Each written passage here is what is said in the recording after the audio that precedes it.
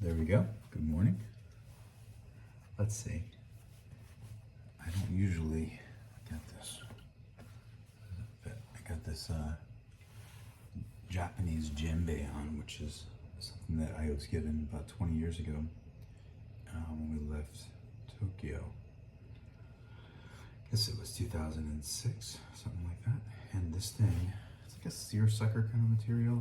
You can see it. But this thing has somehow remarkably lasted. I mean, I guess you don't wear it that often. But the elastic had kind of gone out over the years. So I just had the elastic replaced and fixed a couple of the ties here in Brazil. We're in Florianopolis in southern Brazil for the last month, I guess now. And we're making coffee as we do every morning. I thought I would take a second and reflect on some of the journey, right? And then our experiences. So it feels so weird to talk with just me in the room. I'm used to interviewing people. That's what I've done with the solar coaster anyway.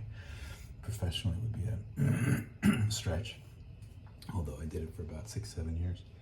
And it's always a conversation, and it's always something that I'm searching for with another person, which I love, right? Get a lot out of that. Learned a lot too, of course. But now we're on this this period, we're in our late 40s, and after the Maui wildfires, there was an opportunity to rent our home through this program with the government.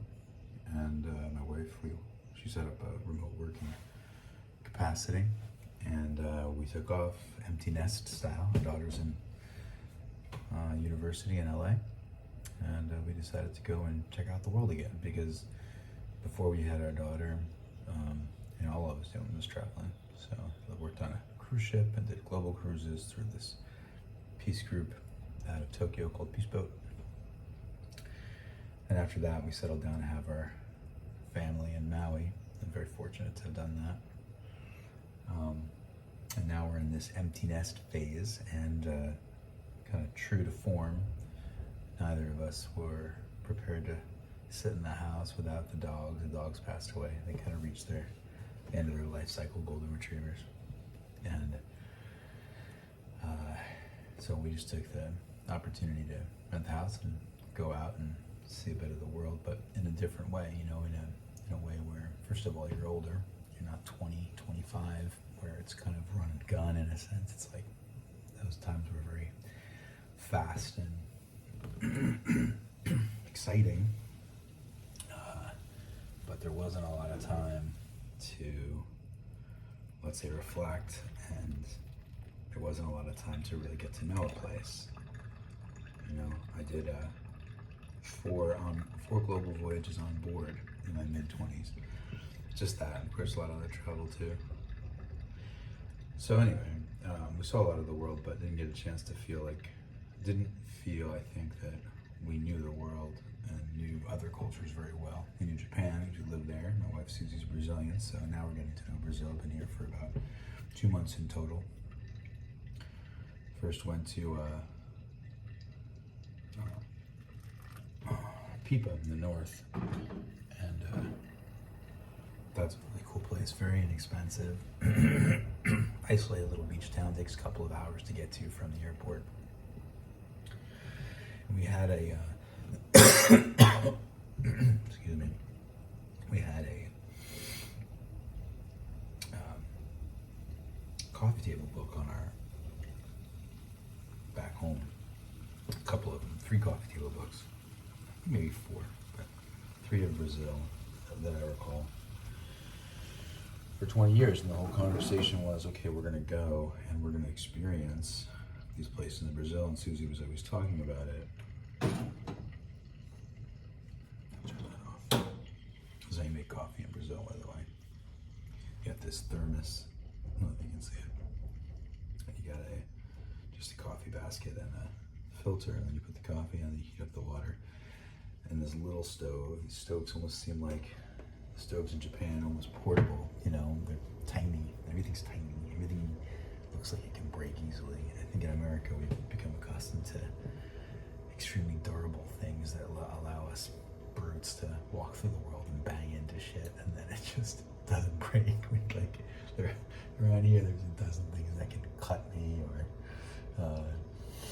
that I can break very easily by mistake or on purpose.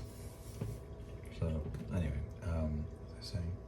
Oh yeah, so we were in these coffee table books over the last 20 years while we were raising our kid, Julian, and what a neat kid she turned out to be.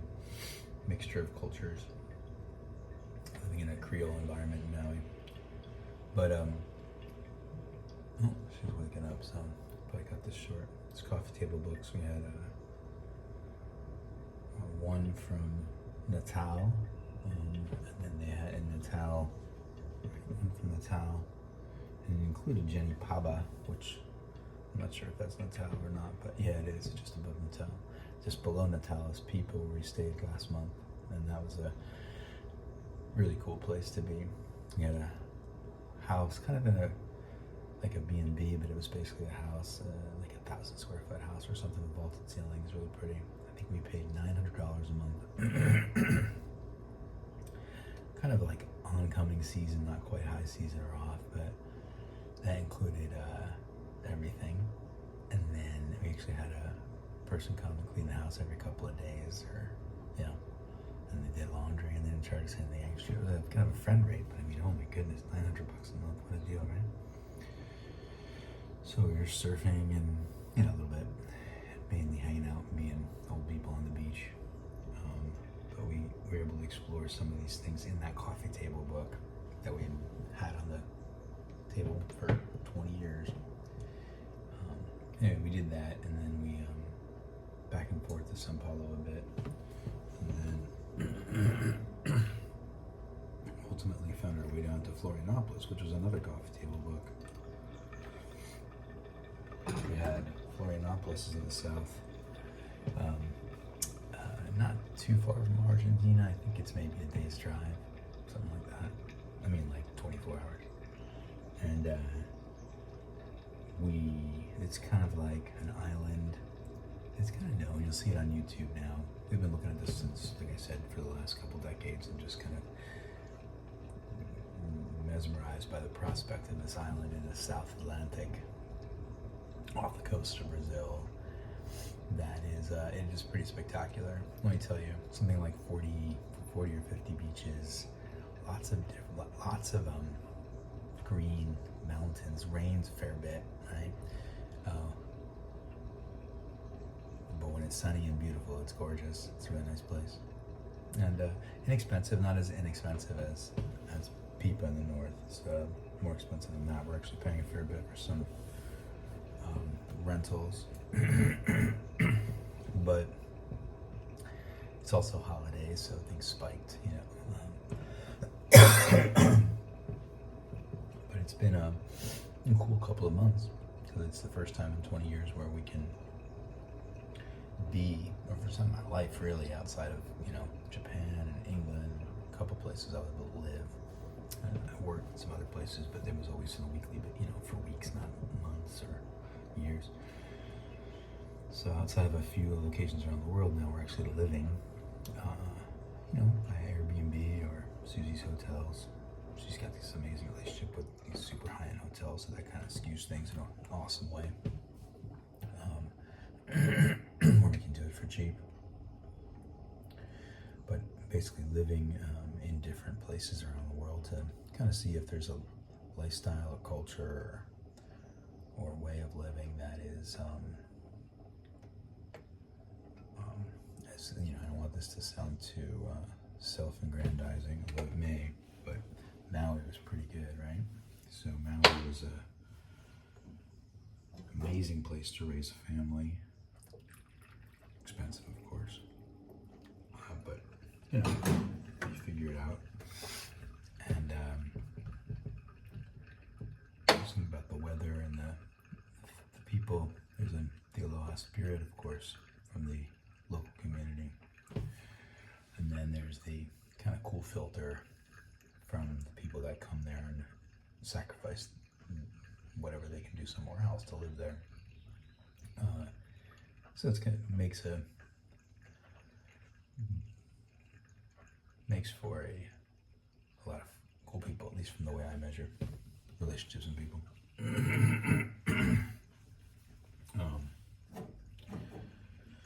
always say like the people with the most power and money out there are the guys driving beat up pickup trucks.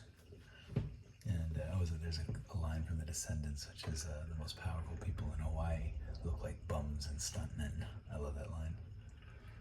So we embraced that for quite a long time, still do. But now we're on this empty nest kind of meander, you know. And Florianopolis and Pipa are the first couple places. Prior to that, we spent about a month in California.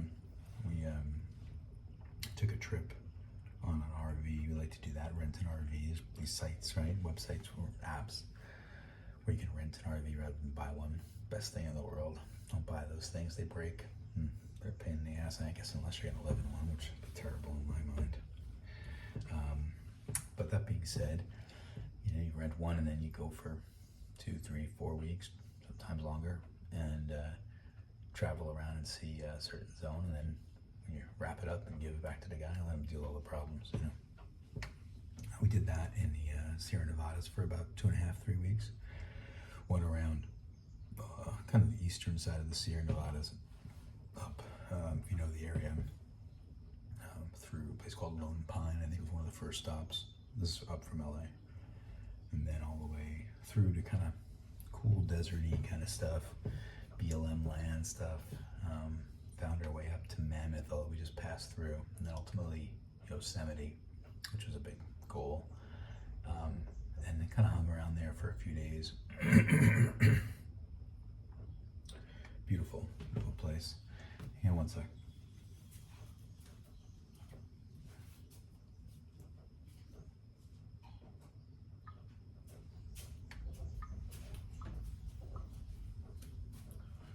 Got this routine where I do an espresso on an espresso machine, and then I get rid of this guy here. Just put it in here. Gonna put it in a cup or something. It's gonna spill. I'll just combine them. It's gonna get a little stronger this time. You gotta close this thing, because if you don't close it and you keep your coffee hot, that's a big faux pas in Brazil. I've heard, been reprimanded pretty strongly about that. I'll take you with me.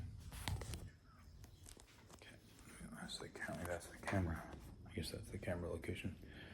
Let's go have coffee in the morning in Florianopolis. We're in what's called a Coburtura, which is like a penthouse apartment. Of course, it's a lot cheaper than it would be back in the States. Here we go. Let's take a look. I love this view of the mountains. They have hot tubs here, but they're not hot. They're just tubs, and it's nice to cool off in if it's hot, but it's not nice when it's chilly out here, which it often is. I think it would be too expensive to heat because electricity is pretty expensive. Of course, that's my area in a sense. Electricity is about 20 cents a kilowatt hour, which is about half of Maui, but about twice more of the rest of the states. So down here we only make, geez, I think people are making like $500 a month or something on average, maybe a little bit more, maybe as much as 1,000, but I think it's like 2,000 reais or something like that. I gotta check. But the conversion's like 6 to 1 right now. The real just took a big shit.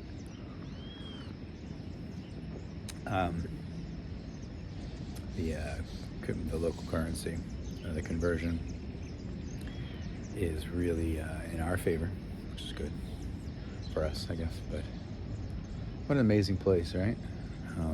The ocean's right behind me. You got to hear that. The views are pretty good.